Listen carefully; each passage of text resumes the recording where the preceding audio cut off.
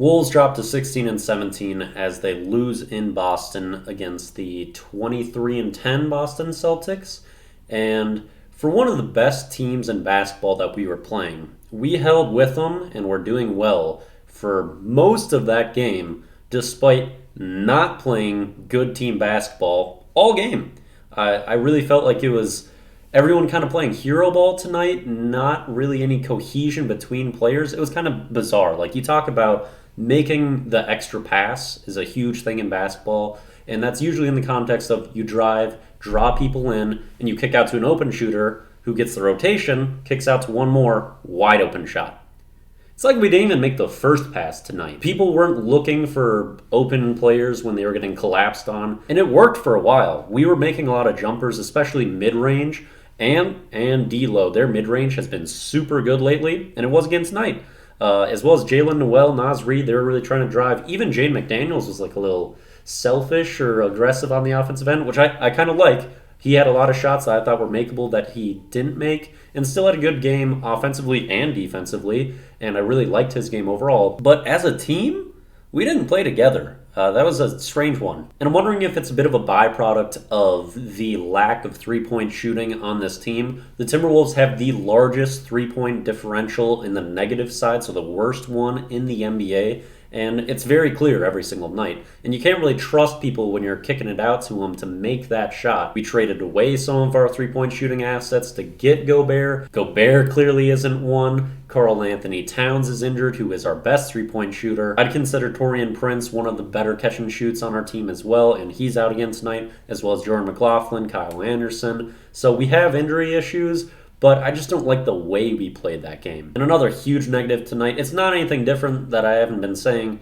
Gobert was really bad tonight. Just hard to watch through a lot of stretches. People really need to stop defaulting to, oh, he brings so much on defense, but his offense isn't really there. Usually when I'm talking about Gobert in a good sense this year through these videos, it's because he had a big offensive night or a big boarding night. His defensive presence is not a good one. For every play where I'm like, oh, Gobert played well on defense there's 5 where I'm like, they are getting wide open shots just because he exists on the court. Whether it's his man or the ball handler involved in pick and rolls, they're going to have an open 3 whenever they want. It slows down every bit of rotations, and he rarely is deterring people from scoring at the rim even. And since people really don't like to change their opinions about things, they're going to keep pretending that he is this amazing defender. But I've watched 95% of the Wolves' possessions this year, maybe even more, and that's not true. If we're going to point fingers to why the Wolves' defense is good at points, it's almost always Jaden, give him the D McDaniels, who I was really proud of tonight as well for not getting into foul trouble in a night where we have a lot of front court players injured, and we're going to need people to guard Jason Tatum and Jaylen Brown. So while picking up his offensive game and staying locked in on them and not fouling, that's incredible to see from Jaden. I liked Anthony Edwards and D'Lo overall in this game. It kind of felt like Ant wasn't involved enough in most of the first half.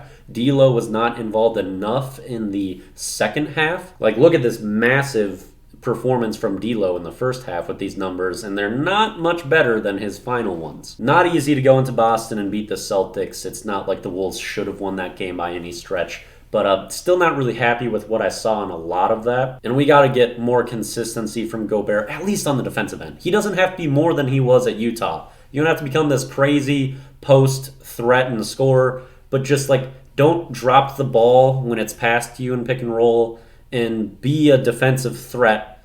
And it's okay. I didn't like the decision, but if we get that at least, it's not a nightmare, but he's not bringing that. And especially if we're out really core players like we are, we can't have just major deficiencies in these players. Also, I said if Austin Rivers had a 5th really good game in a row, I would fully take back all the statements I made. He kind of had a stinker tonight. I'm not going to blame any of that game on him. He just wasn't super involved. Still hope the best for you, Austin. I'm not going to go all out for some dramatic apology for what you put up tonight, but not going to condemn you either. The Wolves' tough stretch of games is going to continue. We got the Heat on Christmas night, then the Pelicans and the Bucks. So it's not going to get easier here for a bit.